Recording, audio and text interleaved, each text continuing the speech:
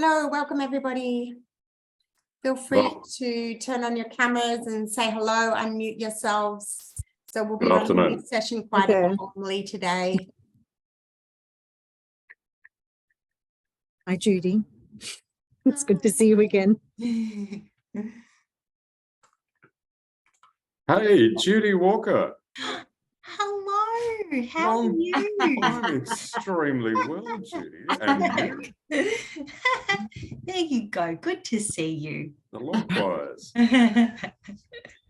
Sorry, I'm just texting the wife.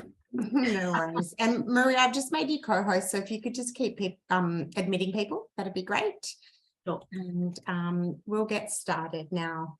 So if you could put yourselves on mute just for the presentation section of the webinar, and then later on we'll be inviting you to make comments in the group and also to go into breakout rooms. So thank you very much for coming along to this afternoon's workshop, which is hosted by the English Australia Direct Entry Program SIG.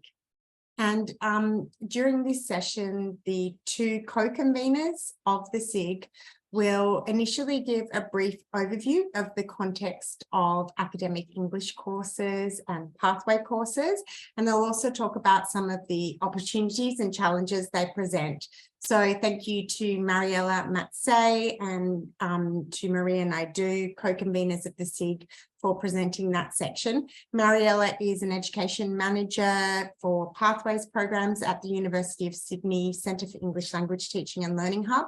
And Maria Naidu is an education manager for University Academic English Direct Entry Programs at UNSW Global Education.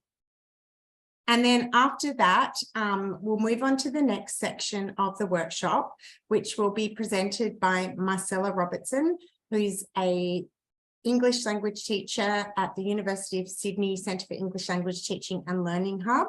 And Marcella is going to be talking about some of the main differences between teaching general English and academic English on high stakes courses.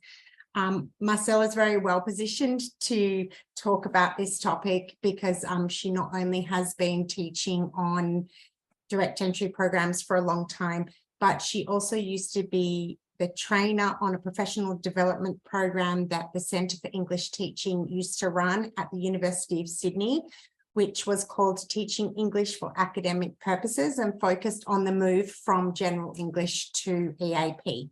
So thanks for joining us today, Marcella. Happy to be here. Hi, everyone. So I'm going to hand over to Maria and Mariella now to get started. Thank you, Sophie. Sophie's already gone over what we're talking about today briefly. It's an overview today, a bit of a taster or a teaser, I guess.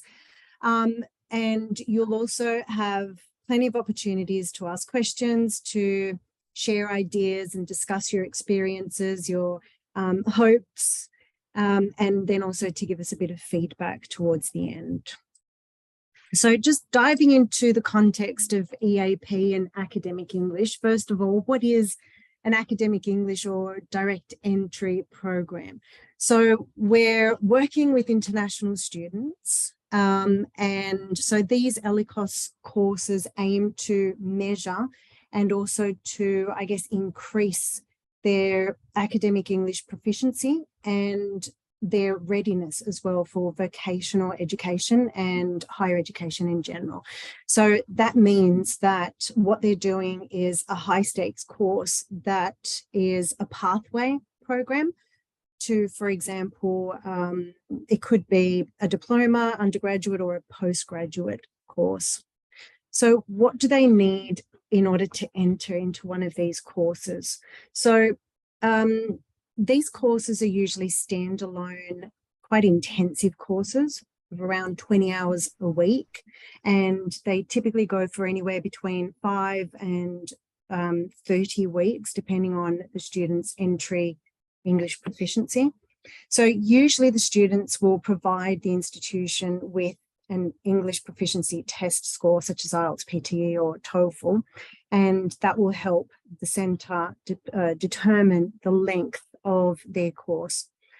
However, some centres may also require students to do a placement test. It just all depends, I guess. And the exit requirements. So I think it's important to note that the students are in these courses because they're not doing an English proficiency test like IELTS, PTE or TOEFL in order to satisfy that entry requirement for their vocational or higher education course. So obviously that means that they haven't met that English language requirement yet. And this also means that they would have a conditional offer pending that the successful completion of this course. Now, that's in terms of ELICOS academic English or direct entry programs. There are also non-ELICOS academic English courses, and these are not standalone courses. So they're usually embedded in other courses like foundation studies or diplomas, where students are also studying other discipline-specific subjects. These courses are a little different though, because while they might also go for quite a number of weeks, the amount of time that the students need to study on these programs per week is significantly lower. So that's a very, very brief overview into what a direct entry program is. So Maria will now go over some of the challenges for you as teachers, but also the rewards that you can look forward to. Thanks, Mariella. These courses are quite extensive, and teaching academic English is so multifaceted. It's quite hard to sort of distill it into, you know, what are all the challenges and what are all the rewards. But I'm hoping that by just highlighting a couple of aspects, it'll give you some food for thought as just before Marcella gives you more of the sort of granular details of what constitutes an academic English course. So in terms of just big picture, I guess one of the main sort of features of an academic English course is that it tends to be quite challenging. The content is really complex often, because obviously we're preparing students not only for their pathway, the next part of their pathway in an academic context, but also trying to improve their proficiency. So those two sort of purposes really make the work of the teacher in these courses quite complex, quite demanding, but that brings with it a reward and you know, a joy, I guess, in also the fact that they're quite high stakes.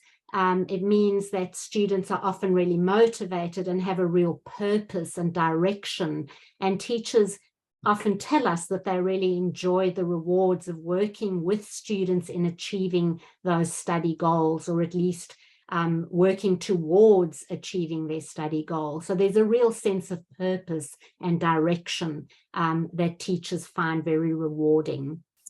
In terms of delivering the course, you obviously, when you think of academic English content, it can, you know, suggest a sort of level of dryness around it. The nature of the material can be quite, you know, sort of boring if you're coming from a general English context.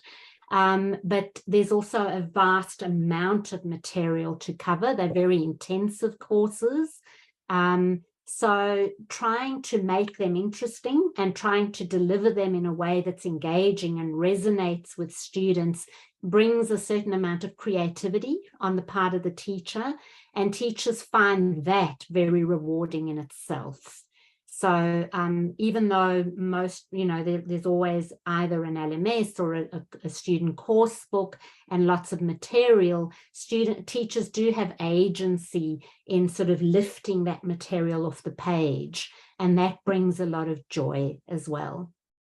The other aspect is that the receiving institutes, the higher education or VET providers, that's a context that's constantly evolving. We just have to look at the last couple of years, right? And so that constant change is also very invigorating, because there's always a new challenge or something new that needs to be considered in terms of the curriculum. And that brings a lot of job satisfaction as well, I think, because teachers feel a sense of ownership of that content as well. It's not just opening a general English course book and teaching a discrete lesson. There's a real sort of, bigger picture that they're working towards. I think one of the things teachers really enjoy is supporting students to succeed.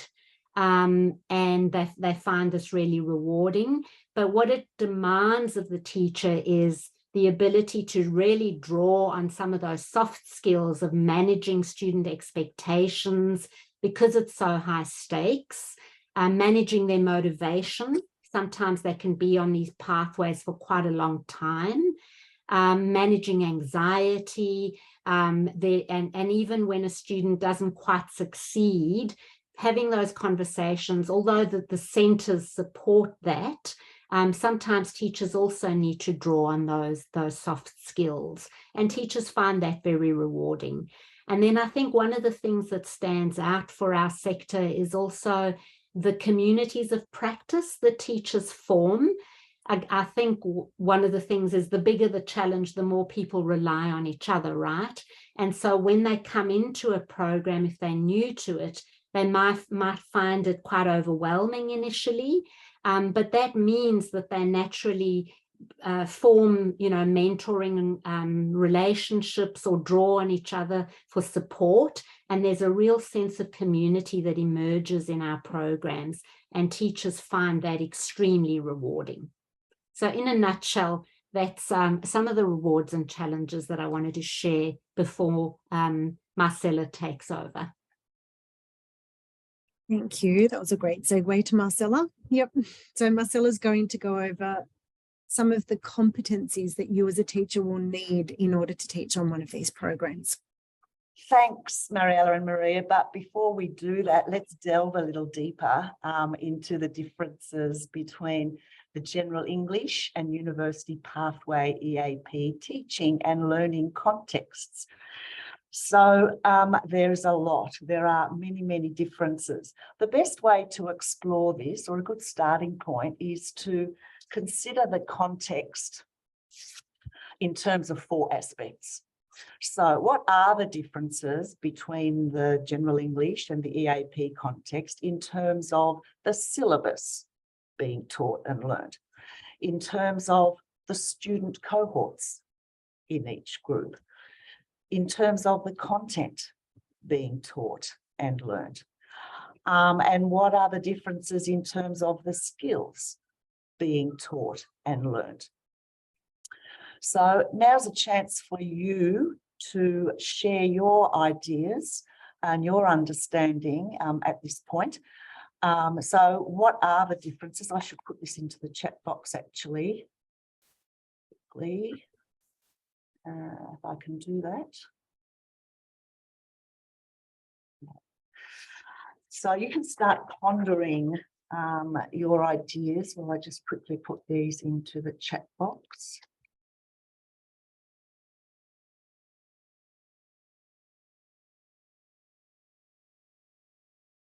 What are the differences in terms of syllabus,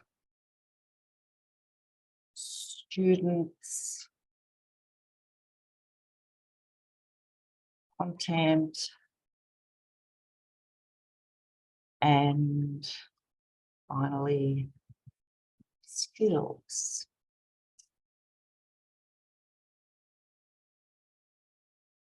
So you can discuss differences in one or more or all of those different aspects. So we'll put you into rooms for 5 minutes. Thank you, Sophie.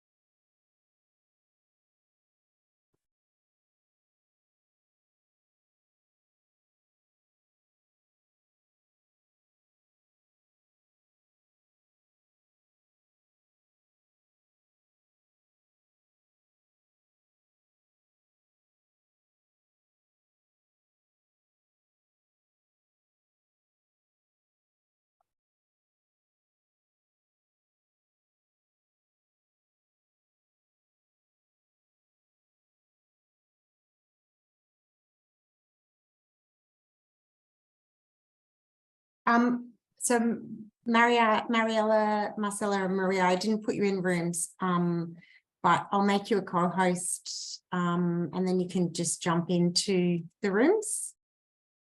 Yeah, I actually have got an invitation to go to a room. Perfect.